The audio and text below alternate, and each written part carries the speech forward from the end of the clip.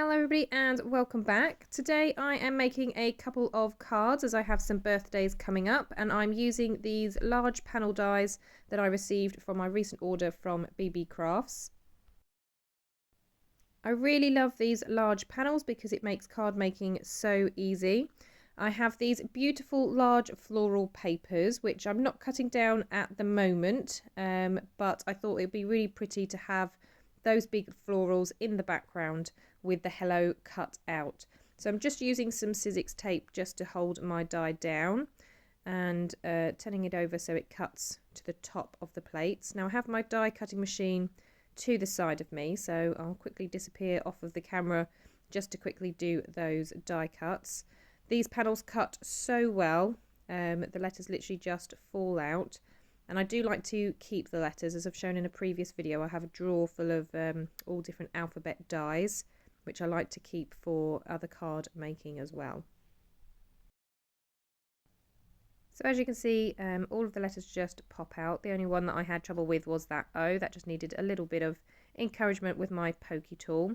And I'm saving the centre of the O because I'll need that for the card as well. So I'm just checking the orientation of this paper, and then I'm putting the hello on there just as I did before, and then I'm going to run it through my die cutting machine same as I did the other panel.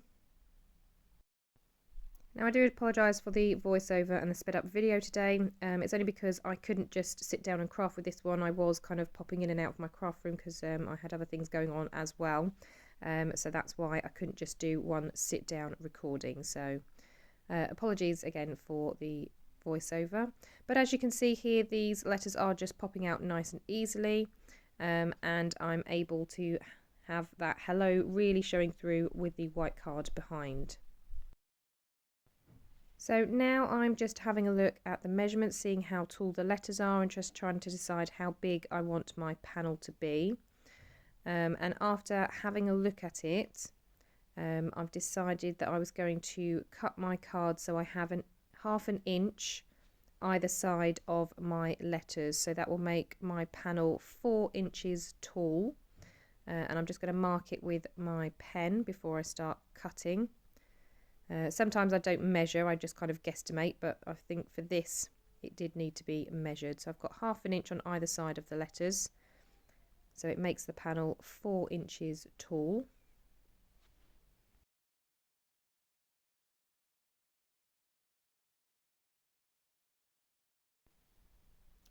And then I'm just going to do the same thing. So now I'm going to measure the width again, give it half an inch either side, and that makes the card panel 5.5 inches wide in total.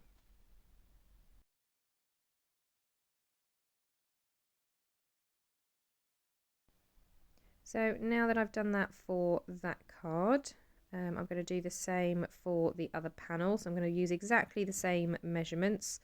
So making it 4 inches tall, half an inch either side of the letter, and then it will be 5.5 inches wide, again half an inch on either side of the letters.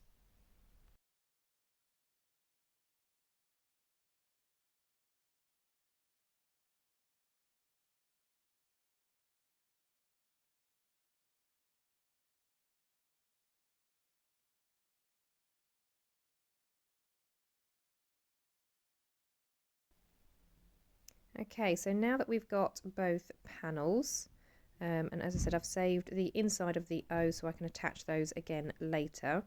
I then need to trim down my white cardstock. So I'm using 300 GSM just because it is obviously sturdier. So I'm just checking the measurements just to confirm how wide I need my card.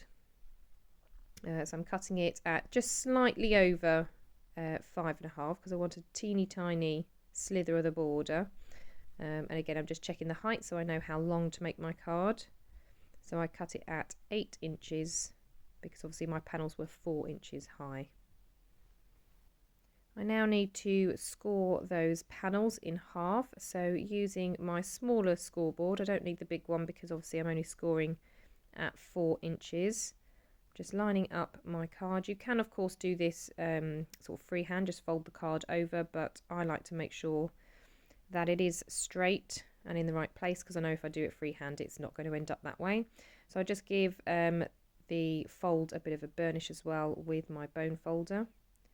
See, the second one wasn't lining up exactly right to begin with either, and that's with a scoreboard, so you can imagine how it would be if I didn't have the scoreboard. And now I'm just double checking that the panel fits, and it does, and you can see there's just an ever so slight white border around, which is perfect. And then I'm just checking which way round the inside of the O goes. So now just applying glue, and I'm using my favourite here, my Barely Arts glue. This is a really good glue, has a very fast drying time, which is obviously very handy. And I'm just sticking that down onto the panel, lining it up.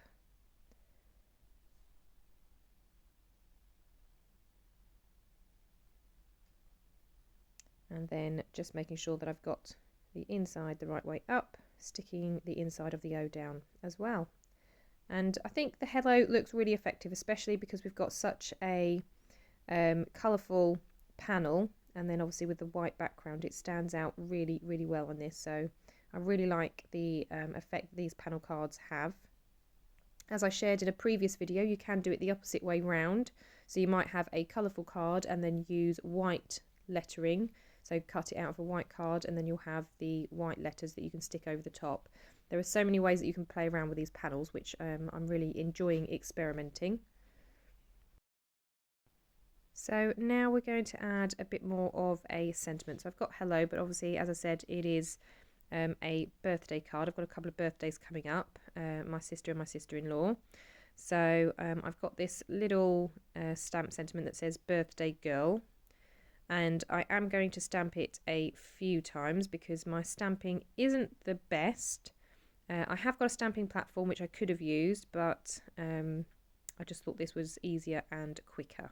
So I just stamp it a few times. Obviously ones that I don't use for these cards I can keep. Again, I have a box where I have different sentiments and things cut out, ready to go for card making. I just didn't have birthday girl. So now I'm just going to trim the ones that I think have stamped the best, and then pick which one I want to use for these card panels.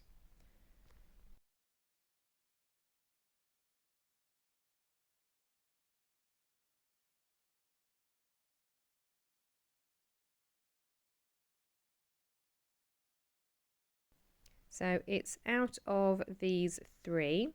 Now I don't just want a white strip, I wanted them to look a little bit like a banner.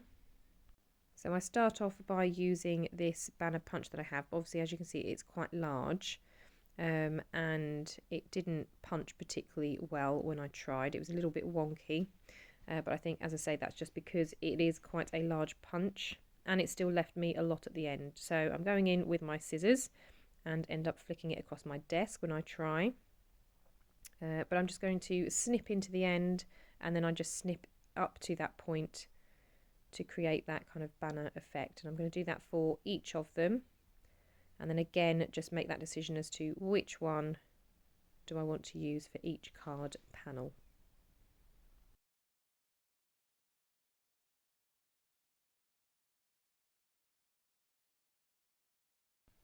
Now there are a few different places that you can pop these, so you can pop them at the bottom, which is where I initially went to put it, and then I thought actually I want it going through hello.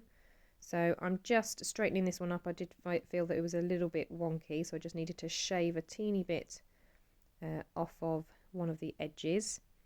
And then I also decided that I wanted it to pop up a little bit rather than it being flat on the card. So I'm using, I think they're a hexagon shape foam pads.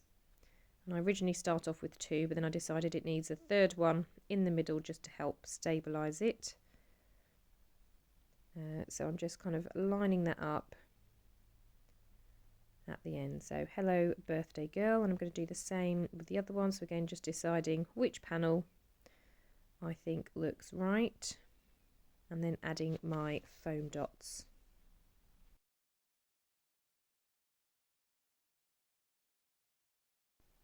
So again, just lining it up in the same place. I really like that placement. But I did feel that the banners were missing something, so I decided to have a little rummage in my stash and find something else that I could add to these. So I have this beautiful selection of, like, I think they're like half bees. I'm not sure what the professional name is for them. So I tried to pick colours that I think went with the cards. And I thought just adding those, it kind of just finishes off that banner a little bit. So I just get a waxed pencil just to help pick them up. Put a teeny blob of glue down and then rest it back down and let it dry. And there we have the 2 birthday cards. I think they turned out really, really well. As I said, I really love these panel dies. They make such quick cards, which is really good for these panel dies. Well, that's all from me today. Thank you for joining me. I hope you have a wonderful day, and I will see you all in the next crafty video. Bye for now.